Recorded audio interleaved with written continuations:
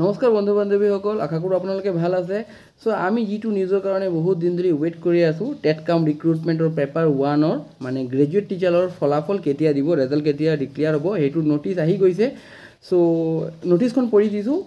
It is hereby inform to all concerned regarding TET cum recruitment examination TCR 2024 for the post of graduate teacher paper 1 held on 19/1/2025 that the candidate who are presently selected for the document verification will be able to download their admit card where maximum total marks inclusive of weightage age marks will be reflect. Such candidate will have to appear the designation venue of specifying date and time along with required document as mentioned in the admit card for document verification. All other candidates will able to download their mark sheet where total marks will be reflected including the weight age mark wherever applicable.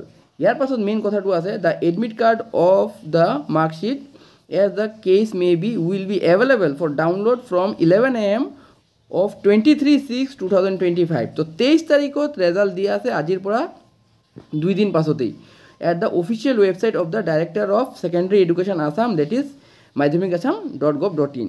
Candidates will have to log in by entering their application number and password used while filling up the form fill-up. While applying for the post, the selection of the candidate is subject to fulfillment of the eligibility criteria as prescribed in the advertisement and veracity of the document and the declaration made by the candidate. Technical support toll free number দি দিছে, ঠিক আছে। আৰু তলত Mamata Azad sir মেডামৰ phone মানে signature আছে। The Director of Secondary Education Assam will not be responsible for any typing and printing mistakes. তো মেইন কথাটো হৈছে ৰেজাল্ট দিব 23 তাৰিখত, ঠিক আছে। আমি এইটোৰ কাৰণে বহুত দিন ধৰি ৱেইট কৰি আছোঁ। আপোনালোকে মাধ্যমিক অসমৰ ৱেবছাইটত গ'লে ৰেজাল্ট পাই যাব 23 তাৰিখত। আৰু এইখন নটিচ আপোনালোকে মাধ্যমিক অসমৰ যি অফিচিয়েল ৱেবছাইট আছে দিয়া আছে, তাৰ পৰা ডাউনলোড কৰি ল'ব পাৰিব। এইটো নিউজৰ কাৰণে আমি বহুত দিন ধৰি ৱেইট কৰি আছোঁ কেতিয়া ৰেজাল্ট দিব। তো মেইন কথাটো হ'ল যে 23 তাৰিখত ৰেজাল্ট দি দিব।